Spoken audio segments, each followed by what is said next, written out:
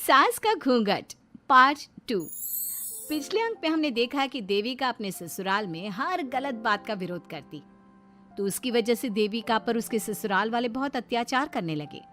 एक दिन देविका ने सचिन से कहा, सचिन, मैं तुम्हारे घर में नहीं रह सकती, तुम मुझे आज ही मेरे घर शहर भेज दो, मैं अपने मम्मी पापा के पास रहूंगी।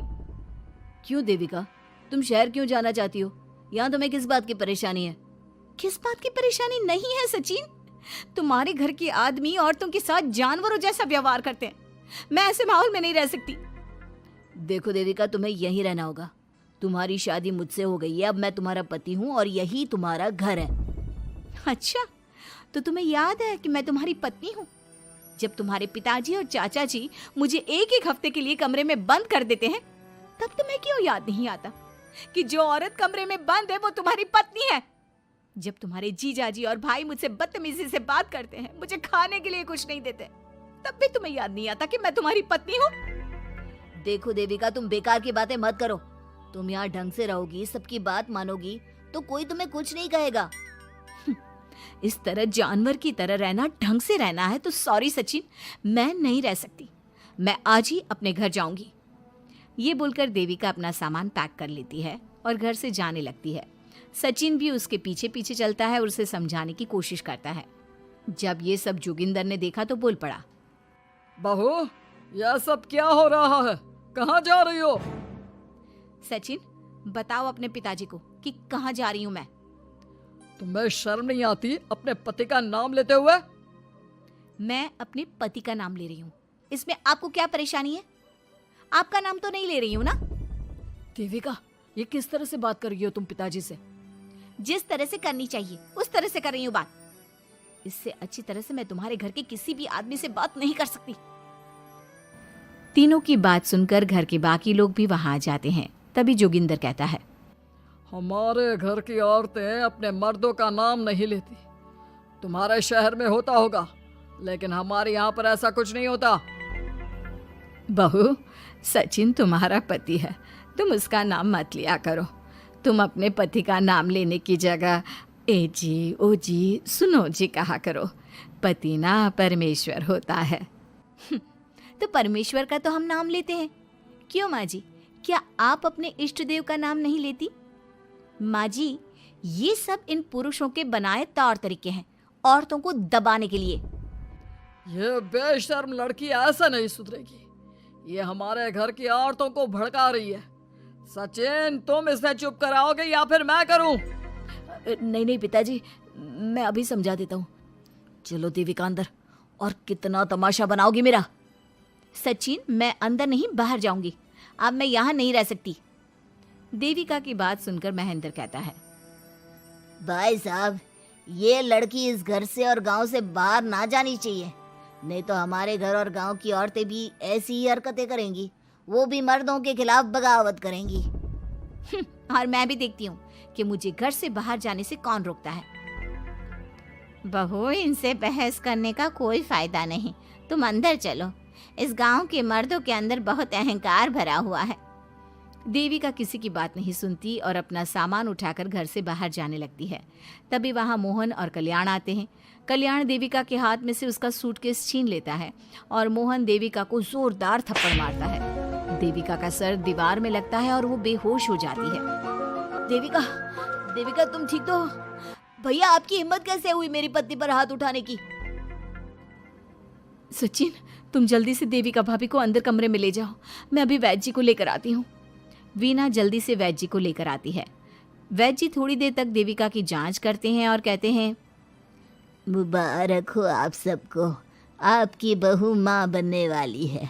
अभी तो मैं आपको दवाई दे देता हूँ, लेकिन आगे इनके इलाज के लिए आपको दाई अम्मा को बुलाना होगा। ये बात सुनकर घर के सभी लोग खुश होते हैं। देविका को जब होश आता है, उसे ये बात पता चलती है तो वो बहुत खुश होती है। वो सबसे कहती है, मैं अपने बच्चे को यहाँ नहीं रख सकती। क्यों बहू, क्या हुआ? अब तुम ये सब बातें मत सोचो, तुम्हें आराम करना चाहिए। नहीं माँ जी, आप नहीं समझ रही। अगर मेरा बेटा हुआ तो इस घर के मर्दों की तरह अहंकारी और औरतों पर जुल्म करने वाला बनेगा, और अगर मेरी बेटी हुई तो वो जानवरों की तरह जुल्म सहने वाली बनेगी और दोनों ही अनपढ़ रहेंगी। देविका की बात सुनकर घर की सभी औरतों को पहली बार एहसास हुआ कि वो किस अंधकार वाले समाज में जी रही हैं। लेकिन फिर भी घर की सारी औरतें उसे ही समझाती हैं। बहू देखो, तुम्हारी बात सही है, लेकिन तुम इस हालत में सफर नहीं कर सकती। हाँ बहू, तुम यहीं रहो, अपना और अपने बच्चे का ख्याल रखो। देखो ना देविका भाभी, हमें बिल्कुल भी पढ़ना लिखना नहीं आता, अपना नाम भी नहीं लिख पाते, तो आप मुझे थोड़ा पढ़ा दीजिए ना। देविका, तुम्हारी बातें सुनकर पहली बार हमें एहसास हुआ है कि कैसे माहौल में हम जी रहे हैं। तुमने हमारे अंदर उम्मीद की नई रोशनी पैदा की है। यहाँ से मत जाओ तुम। देविका ने घर की औरतों की बात सुनी तो उसका दिल पसीज गया। उसने गांव में ही रहने का फैसला लिया। वो अपने घर की औरतों को रोज पढ़ाती, उन्हें अपने अधिकारों के बारे में, देश के बारे में बताती। इसी तरह कई दिन बीत गए और एक दिन सुजाता ने सचिन से कहा, सचिन, देविका की तबीयत ठीक नहीं, तुम जल्दी जाकर दाई अम्मा को बुला लाओ ना। भाभी, दाई अम्मा क्या कर लेंगी? आप किसी डॉक्टर को बुला लो, मेरी तबीयत ठीक नहीं है। देविका, गांव के लोग डॉक्टर पर भरोसा नहीं करते। दाई अम्मा बरसों से ये काम कर रही है, वो तुम्हें ठीक कर देगी। सचिन, तुम्हारे घर वाले अनपढ़ हैं, तुम तो पढ़े लिखे हो ना, देख नहीं रहे मेरी हालत क्या हो रही है। तभी तो बोल रहा हूँ, समय बर्बाद मत करो, मैं अभी आता हूँ। सचिन दाई अम्मा को बुलाकर ले आता है। दाई अम्मा घरेलू नुस्खों से देविका का इलाज तो कर देती है। कुछ समय के लिए उसकी हालत भी स्थिर हो जाती है, लेकिन वो पूरी तरह से ठीक नहीं होती। फिर देविका सचिन से कहती है, सचिन, मुझे समझ में नहीं आ रहा तुम मुझे डॉक्टर के पास क्यों नहीं ले जा रहे। मैं माँ बनने वाली हूँ और मुझे ये भी नहीं पता कि मेरा हेमोग्लोबिन कितना है। दाई अम्मा कर रही है ना तुम्हारा इलाज। लेकिन दाई अम्मा को कुछ समझ में ही नहीं आ रहा कि मेरे साथ क्या हो रहा है। अगर देखो तुम मुझे नहीं लेकर गए ना तो मैं खुद ही चली जाऊंगी। अगले दिन देविका की तबीयत दोबारा बिगड़ जाती है और दाई अम्मा के किसी भी नुस्खे से वो ठीक नहीं हो रही थी। देविका ने सारी हिम्मत जुटाई और वो अकेली ही डॉक्टर के पास जाने लगी। उसे देखकर मोहन कहता है, बहू, इस हालत में कहाँ जा रही हो? आप लोगों के भरोसे रही ना तो आप लोग मुझे मार ही डालोगे। डॉक्टर के पास जा रही हूँ मैं। बहू, तेरा दिमाग तो ठिकाने पर है। हमारे घर की औरतें मर्दों से इलाज नहीं कराती। हे भगवान, इन जाहिल लोगों को मैं कैसे समझाऊं? डॉक्टर औरतें भी होती हैं। बहू, तो हमें पागल मत बना, हमने तो कभी कोई महिला डॉक्टर नहीं देखी। तू झूठ बोलकर निकलना चाहती है ना? इस गांव की सरहद से आप लोग कभी बाहर नहीं गए ना, इसलिए आप लोगों को नहीं पता कि महिलाएं डॉक्टर के अलावा क्या क्या है। ए लड़की, तुझसे तमीज से बात कर रहे हैं तो तू ज्यादा हवा में मत उड़। बोला ना एक बार, चल अंदर जा। चाचा जी, मैं अंदर नहीं जाऊंगी, डॉक्टर के पास जाऊंगी। मेरा इलाज सिर्फ डॉक्टर ही कर सकता है। ये बोलकर देविका घर से निकल रही थी कि तभी जोगिंदर ने उसे कमरे में ले जाकर बेड पर जोर से धक्का दे दिया, जिसकी वजह से देविका के पेट में चोट लग गई और वो दर्द की वजह से जोर जोर से चिल्लाने लगी। ये देखकर घर की सारी औरतें देविका को संभालने लगी।